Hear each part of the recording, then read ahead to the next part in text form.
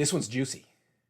The 49ers reportedly have recently expressed interest in signing free agent pass rusher Jadeveon Clowney, according to thepick6.com, who cites a source. This report also said nothing is imminent and the 49ers merely were testing the waters. I have no idea who thepick6.com is or if this report is legit, but I freaking love the idea of the 49ers signing Clowney. I tweeted in February that the 49ers should re-sign DeForest Buckner, let Arik Armstead leave, and sign Clowney. Instead, the 49ers let Buckner leave and re-signed Armstead, who's cheaper than Buckner.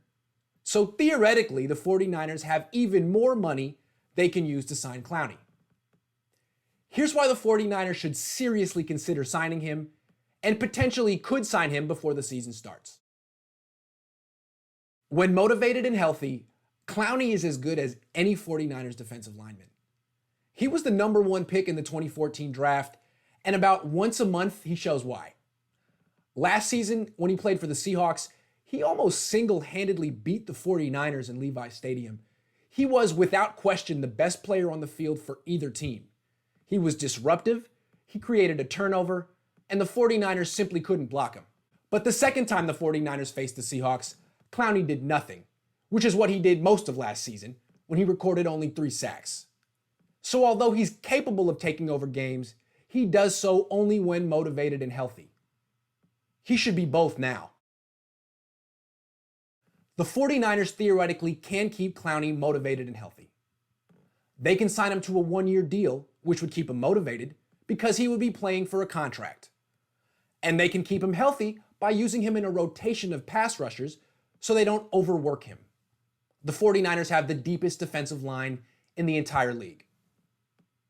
Clowney doesn't always play well when he's injured. He tends to protect himself because he wants big money in free agency, big money he hasn't gotten yet. But the 49ers can use him judiciously so he'll be fresh and pain-free when he's on the field.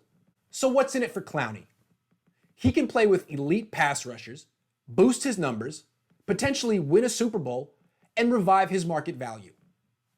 Win-win.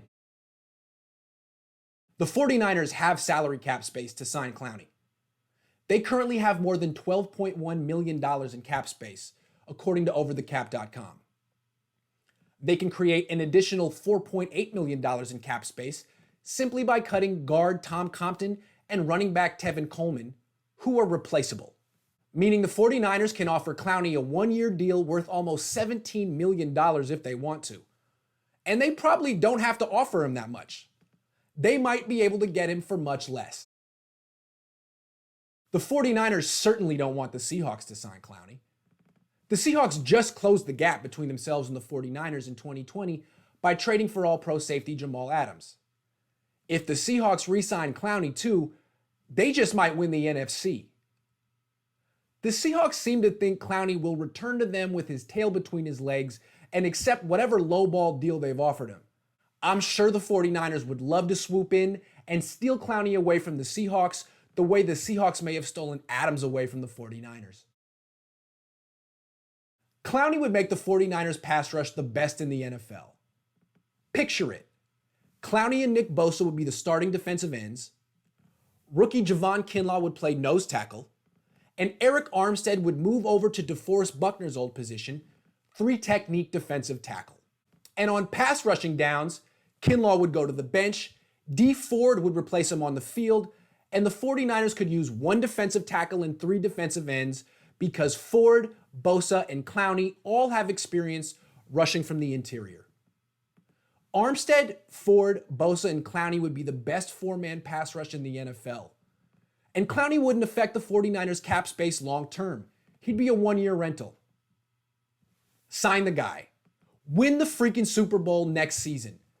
Go all in.